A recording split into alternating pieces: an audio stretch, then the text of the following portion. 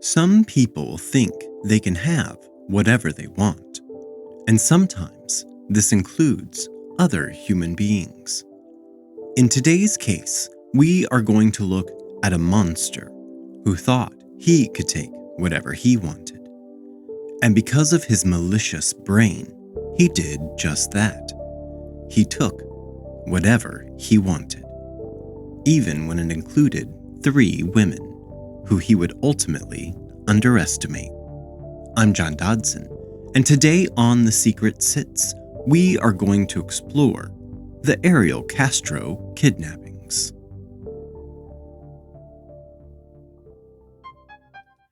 Ariel Castro was born in Yaco, Puerto Rico, the son of Pedro Castro and Lillian Rodriguez. Castro's parents divorced when he was just a child, and he moved to mainland United States with his mother and his 3 siblings.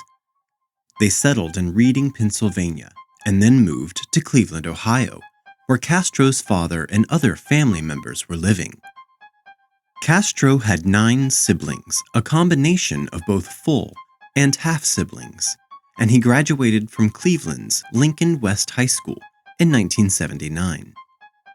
Castro met his girlfriend, Grimilda Figueroa, when his family moved into a house across the street from hers in the 1980s.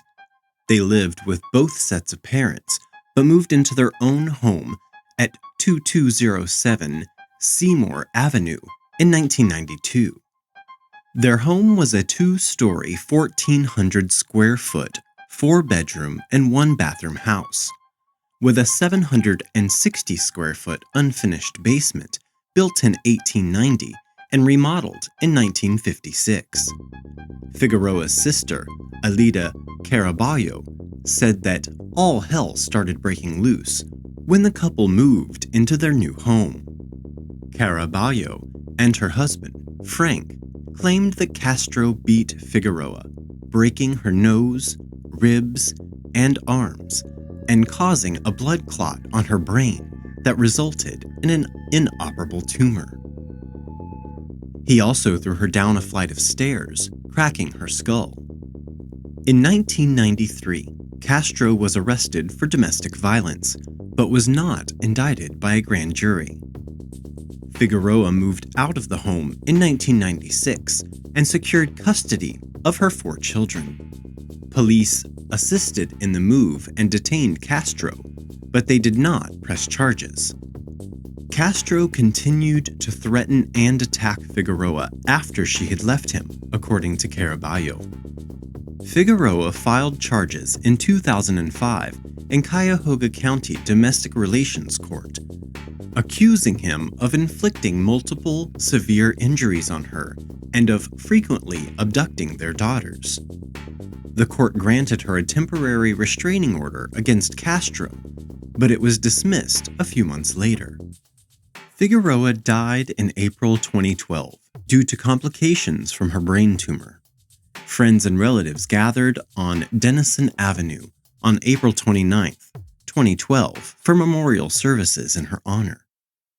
Castro worked as a bus driver for the Cleveland Metropolitan School District until he was fired for bad judgment, including making an illegal U-turn with children on his bus, using his bus to go grocery shopping, leaving a child on the bus while he went for lunch, and leaving the bus unattended while he took a nap at home. He sounds like a stellar employee. He was earning just $18.91 per hour when he was fired. At the time of his arrest, Castro's home was in foreclosure after 3 years of unpaid real estate taxes. Castro kidnapped his victims by offering them a ride. He drove each to his home, lured them inside, took them to the basement, and restrained them in his house at 2207 Seymour Avenue, located in Cleveland's residential Tremont neighborhood. The house has since been demolished for all of you true crime fanatics who will undoubtedly want to go see the scene of this crime. First to disappear was Michelle Knight. She disappeared on August 23, 2002, after leaving a cousin's house. She was 21 years old at the time. On the day of her disappearance, she was scheduled to appear in court for a child custody case involving her son Joey, who was in the custody of the state. Following Knight's rescue, police acknowledged that limited resources had been spent on investigating her disappearance, in part because she was an adult. I'm sure it had more to do with her economic background as well, but that's just me. Authorities believe that she had run away voluntarily due to anger over losing custody of her son. But where did they come up with that? At this point, I think they are just making stuff up to explain why they weren't doing their jobs. According to Cleveland Deputy Police Chief Ed Tomba, she was the focus of very few tips. Some have criticized her removal from the National Crime Information Center database. This event happened 15 months after she disappeared, so she was largely unknown prior to her rescue. Cleveland police and the FBI maintain that her inclusion or exclusion had no bearing on her rescue. Second to go missing was Amanda Marie Berry. She disappeared on April 21, 2003, the day before her 17th birthday. She was last heard from around 8 p.m. when she called her sister to tell her that she was going to get a ride home from her job at Burger King. The FBI initially considered her a runaway until a week after her disappearance, when an unidentified male used her cell phone to call her mother. He said, "I have Amanda. She's fine, and will be coming home in a couple of days." Berry was featured in a 2004 segment of Fox's America's Most Wanted, which linked her to Gina Dejesus, who by that point had also gone missing in Cleveland. Berry and Dejesus were profiled on The Oprah Winfrey Show and The Montel Williams Show, where self-proclaimed psychic Sylvia Brown told Berry's mother, Luana Miller, in 2004 that her daughter was dead and that she was in water. This pronouncement, however untrue, devastated her mother, causing her to take down pictures and give away Berry's computer. However, Miller continued to search for Berry before dying from heart failure in early March of 2006. Later that year, on December 25, 2006, Berry gave birth to a daughter. DNA evidence later confirmed that Castro was the father of the child. Robert Wolford was a prison inmate who had lived in Tremont, and he claimed in July of 2012 that he had information about the location of Berry's body.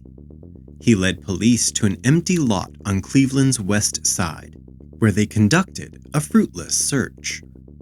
He was sentenced in January 2013 to 4.5 years in prison for obstruction of justice, making a false report, and making a false alarm.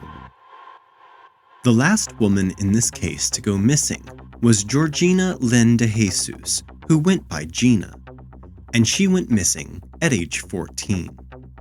She was last seen at a payphone around 3 p.m. on April 2, 2004, while on her way home from her middle school at West 105th Street and Lorraine Avenue. At the time, she was friends with Ariel Castro's daughter, Ariel Castro. Shortly before Gina disappeared, she and Arlene had called Arlene's mother, Grimilda Figueroa, for permission to have a sleepover at Dejesus' house, but Figueroa replied that they could not, and the two girls parted ways. Arlene was the last person to see Dejesus before her disappearance. Dejesus was under the impression that Castro was picking her up to drop her off at home, and she trusted Castro because she was friends with his teenage daughter. No one witnessed her abduction, and an Amber Alert was not issued, which angered her father. He said in 2006, The Amber Alert should work for any missing child. Whether it's an abduction or a runaway, a child needs to be found.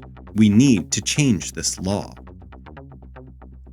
A year after her disappearance, the FBI released a composite sketch and description of a male suspect, described as Latino, 25 to 35 years of age, 5 feet 10 inches, 165 to 185 pounds, with green eyes, a goatee, and possibly a pencil-thin beard. According to court records, Castro was 5 feet 7 inches, 179 pounds, with brown eyes and a goatee. But we also know how unreliable eyewitnesses can be. Dejesus was featured in the America's Most Wanted segment, which linked her to Barry. The disappearances received regular media attention into 2012, while the families held public vigils.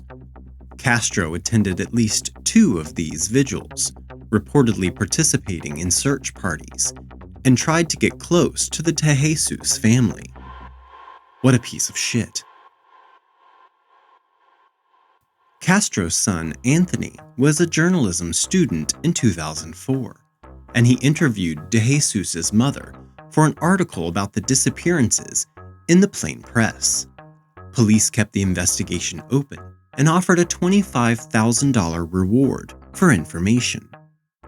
According to Castro's uncle, his family knew that Dejesus' family and had lived in the same West Cleveland neighborhood.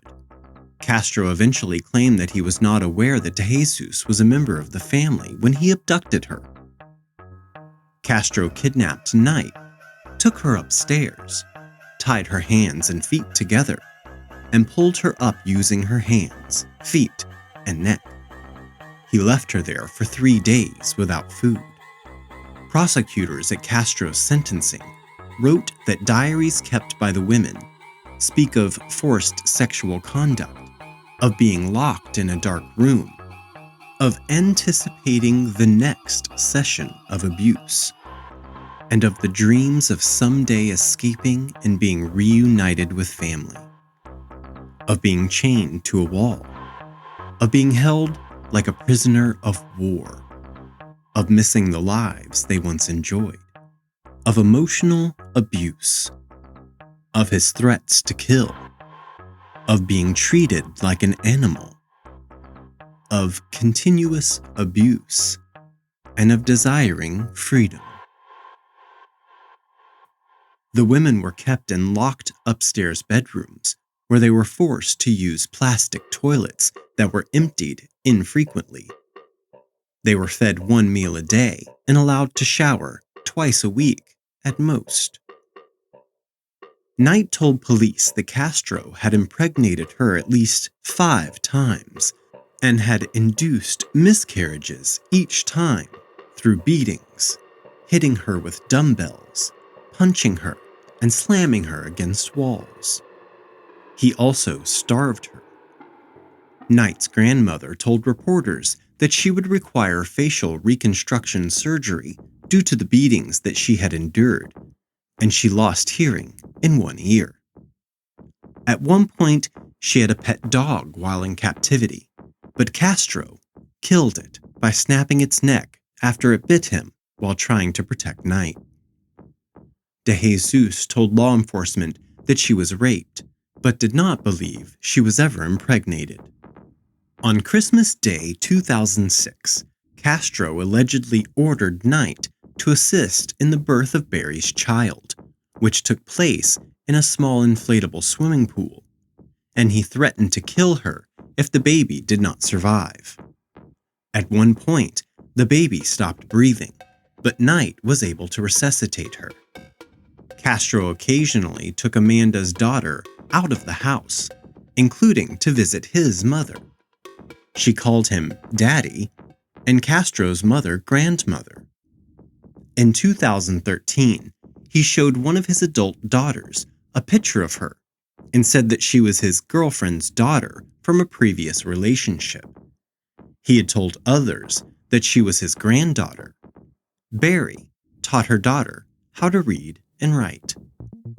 According to a statement from Cleveland police, officers visited Castro's home only once following the kidnappings to discuss an unrelated incident. Castro did not appear to be home at the time and was later interviewed elsewhere. Neighbors claimed to have called the police about suspicious activity observed at the home, but police have said that they had no record of any such calls. You can insert an eye roll here. Castro's son Anthony reported that there were certain areas of the house that were inaccessible due to being locked. He also mentioned an occasion 3 weeks before the women's escape when Castro asked him if Barry would ever be found. Anthony said that he told Castro that Barry was likely dead, to which Castro responded, "Really? You think so?" NBC affiliate WKYC reported that Castro recalled each of the 3 abductions in great detail during his interrogation and indicated that they were unplanned crimes of opportunity. According to WKYC's sources, Castro did not have an exit plan and believed that he would eventually be caught. He referred to himself as cold-blooded and a sex addict. Police found a suicide note in his home in which he discussed the abductions and wrote that his money and possessions should be given to the kidnapped women if he were caught. On May 6, 2013, Barry was finally able to make contact with Castro's neighbors, leading to her escape with her 6-year-old daughter and the rescue of Dejesus and Knight by authorities. According to police, Castro left the house that day, and Barry realized that he'd failed to lock the big inside door, although the exterior storm door was still bolted. She did not attempt to break through the outer door because she thought that Castro was testing her, according to the police report. Previously, Castro had tested the women by leaving the house partially unlocked and exits unsecured. If they attempted to escape, he would beat them. Instead, Barry screamed for help when she saw neighbors through the screen. Neighbor Angel Cordero responded to the screaming but was unable to communicate with Barry because he spoke little English. Neighbor Charles Ramsey joined Cordero at the house's front door during the rescue. They kicked a hole into the bottom of the storm door and Barry crawled through, carrying her daughter. Ramsey said that Barry told him that she and her child were being kept inside the house against her will. Upon being freed, she went to the house of another Spanish-speaking neighbor and with Ramsey's assistance called 911, saying, "Help me, I've been kidnapped and I've been missing for 10 years, and I'm here. I'm free now." Hello, please. Help me, I'm Amanda Berry. You need police, fire, or ambulance. I need police. Okay, and what's going on there? I've been kidnapped and I've been missing for 10 years and I'm here, I'm free now. Okay, and what's your address? 2207 Seymour Avenue. 2207 Seymour. Looks like you're calling me from 2210. Okay, stay there with those neighbors. Talk to the police when they get there. Okay. Hello? Yeah, talk to the police when they get there. Okay, wait now. I We're need going them to send now. them as soon as we get a car open. No, I need them now before we get back. All right, we're sending them, okay? Okay, I mean, Who's the guy? Who's the guy you're who's the guy who went out? His name is Ariel Castro. I'm Amanda Berry. I've been on the news for the last 10 years. Okay, I got that here. I already. Right, the police are on the way. Talk to them when they get there. Okay. I told you they're on the way. Talk to them when they get there. Okay. All right. Okay. Responding police officers entered Castro's house. They walked through the upstairs hallway with guns drawn, announcing themselves as Cleveland police. After peeking out from a slightly opened bedroom door, Knight entered the hallway and leapt into the officer's arms, repeatedly saying, "You saved me." Soon afterwards, Dejesus entered the hallway from another room. Knight and Dejesus walked out of the home, and all 3 women, plus the child, were taken to Metro Health Medical Center. Barry and Dejesus were released from the hospital the next day, and Knight was discharged 4 days later on May 10th. The rescue of the women also reignited hope for the family of Ashley Summers, another young woman who disappeared in the Cleveland area in early July of 2007 after leaving her home after a dispute with her parents. Police initially believed that there could be other captives in the Seymour Avenue home, but found none. As of April 2021, Summers is still missing. Castro was arrested on May 6, 2013. He was charged with 4 counts of kidnapping and 3 counts of rape on May 8th, which carry prison sentences of 10 years to life in Ohio. 2 of Castro's brothers were also initially taken into custody, but were released on May 9th after police announced that they had no involvement in the kidnappings. Castro made his first court appearance at the Cleveland Municipal Court on May 9th, where bail was set at $2 million per kidnapping charge, adding to a total of $8 million for bail. Additional charges were reported to be pending, including aggravated murder for intentional induction of miscarriages, attempted murder, assault, a charge for each instance of rape, and a kidnapping charge for each day the captives were held. On May 14th, Castro's attorney said he would plead not guilty to all charges if indicted for kidnapping and rape. A Cuyahoga County grand jury returned a true bill of indictment against Castro on June 7th. It contained 329 counts, including 2 counts of aggravated murder for his role in the termination of one of the women's pregnancies. The indictments covered only the period from August 2002 to February 2007. The county prosecutor, Timothy J. McGinty, stated that the investigation was ongoing and that any further findings would be presented to the grand jury. McGinty said that pursuing a death penalty specification would be considered following completion of indictment proceedings. After entering a not guilty plea for Castro on June 12th, one of his attorneys, Craig Winthrop, said that although some of the charges against Castro were indisputable, it is our hope that we can continue to work toward a resolution to avoid having an unnecessary trial about aggravated murder and the death penalty. He noted, "We are very sensitive to the emotional strain and impact that a trial would have on the women, their families, and this community." Castro was found competent to stand trial on July 3rd. On July 12th, a Cuyahoga County grand jury returned a true bill of indictment for the remainder of the period after February 2007. It brought the total to 977 counts, 512 counts of kidnapping, 446 counts of rape, 7 of gross sexual imposition, 6 of felonious assault, 3 of child endangerment, 2 of aggravated murder, and 1 of possession of criminal tools. On July 17th, Castro pleaded not guilty to the expanded indictment.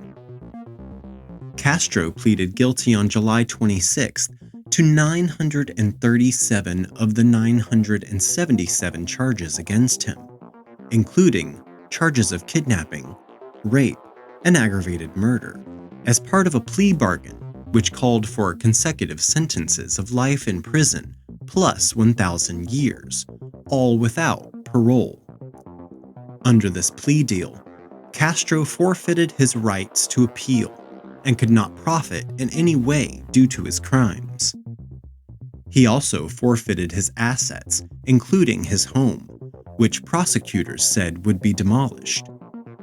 Castro was told by Cuyahoga County Common Pleas Court Judge Michael Russo, "You will not be getting out.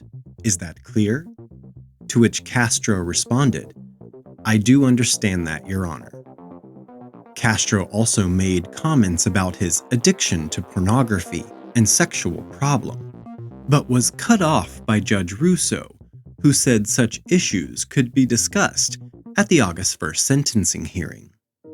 A law firm representing Barry, Dejesus, and Knight released a statement that the three women were relieved by today's plea. They are satisfied by this resolution to the case and are looking forward to having these legal proceedings draw to a final close in the near future. At the sentencing hearing on August 1st, Castro was sentenced to consecutive life terms in prison plus 1,000 years, all without the possibility of parole. He was also fined $100,000. The court forfeited all of his property and assets to the Cuyahoga County government. Before his sentencing, Castro addressed the court for nearly 20 minutes, in which he said he was a good person and not a monster, but that he had addictions to sex and pornography and had practiced the art of masturbation from a young age. He claimed that he had never beaten or tortured the women and insisted that most of the sex he had with them was consensual. He shifted between apologizing and blaming the FBI for failing to catch him, as well as blaming his victims themselves for getting in a car with a stranger. Also, with insisting to the court that when he had sex with them, he discovered they were not virgins. He would alternatively shift back into apologetic comments, saying, "I hope they can find in their hearts to forgive me, because we had a lot of harmony going on in that home." The sentencing judge also heard from Knight and family members of Barry and Dejesus. Knight told Castro, "You took 11 years of my life away. I spent 11 years in hell. Now your hell is just beginning. I will overcome all that has happened, but you will face hell for eternity. I will live on. You will die a little every day as you think of the 11 years of atrocities that you inflicted on us. I can forgive you, but I will never forget." Knight, Barry, and Dejesus released a video statement on July 9th of 2013, thanking the public for their support. An attorney for Barry and Dejesus said that the women still have a strong desire for privacy and did not wish to speak to the media about their ordeal.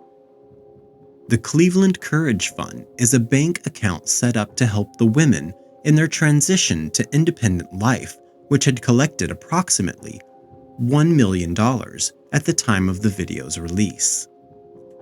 Before Barry's disappearance, her grandfather had promised to give her a classic Chevrolet Monte Carlo, built in the year when she was born. He kept the car after her kidnapping in case she was still found alive. He still had it for her when she was released, although it was in need of restoration from having been unused. Several automotive shops offered to perform the restoration for free. Knight discussed some of her ordeals in an interview with People magazine 1 year after her release, as well as her life leading up to her abduction. Since her rescue, she legally changed her name to Lily Rose Lee and began to get several tattoos as her way of coping with the healing process. She also revealed that her son was adopted by his foster parents while she was in captivity, and that she wanted to see him, but she does not want to bring him into the ordeal which she has had to deal with, and she planned to see him after he becomes an adult. She planned to open a restaurant and dreamed of getting married, which she did in 2016, and hopes to adopt children, as her years of abuse and torture have made it unlikely for her to ever be able to give birth again. She also planned to reunite with Barry and Dejesus in the future, but began focusing on getting her own life back on track. Barry and Dejesus received honorary diplomas from John Marshall High School in 2015. In an interview with WKYC-TV, Dejesus says that she is currently volunteering for the Amber Alert Committee, offering comfort to families of abducted children. She remains in touch with Barry and her family. In February of 2017, Barry joined the staff of WJW in Cleveland, where she hosts short, reoccurring segments in which she reports missing person cases. She does this to help families reunite with missing family members. In April of 2019, Barry reunited with Charles Ramsey, 6 years since her rescue, at an interview that was broadcast by Fox 8. As part of the plea bargain, the house where Castro had lived and held the women captive was demolished on August 7, 2013. Knight was present and handed out yellow balloons to spectators, which she said represented missing children. The balloons were released before Dejesus' aunt began the demolition with a swing of a crane. The house has been completely blurred out on the street view of Google Maps.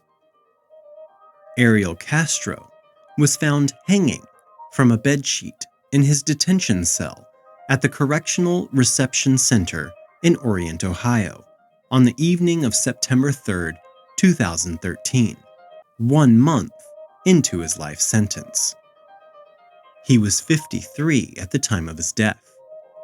Prison staff performed CPR on him before he was taken to the Ohio State University Wexner Medical Center in Columbus, where he was pronounced dead shortly after. The following day, Franklin County Coroner Jan Gorniak announced that a preliminary autopsy had found the cause of Castro's death to be suicide by hanging. On October 10th of 2013, the Ohio Department of Rehabilitation and Correction released a report which suggested that Castro may have died accidentally from autoerotic asphyxiation rather than suicide. Gorniak rejected this possibility, standing by her ruling of suicide. The report also said that 2 prison guards had falsified logs documenting their observations of Castro hours before he was found dead. Castro was not on suicide watch at the time of his death, but had been subjected to routine checks every 30 minutes due to his notoriety. A consultant's report was released on December 3rd and officially concluded that all available evidence pointed to suicide, including a shrine-like arrangement of family pictures and a Bible in Castro's cell, an increasing tone of frustration in his prison journal, and the reality of spending the rest of his life in prison while subject to constant harassment. The Ohio State Highway Patrol also reviewed the case and reached the same conclusion. This case, I must say, pisses me off. I feel that the secrets in this case remained secrets as a result of people not valuing the lives of others. Castro held no value for anyone other than himself. And yes, he was a monster. But also, everyone else who dropped the ball pisses me off as well. We have to do better and be better. And if you work in a job that puts productivity above safety or above just being able to adequately do your job, get loud, make some noise, and make a change. No one is going to stand up and do it but you. I'm John Dodson, and this has been The Secret Sits. Audio engineering by Gabriel Dodson. Original artwork provided by Tony Lay.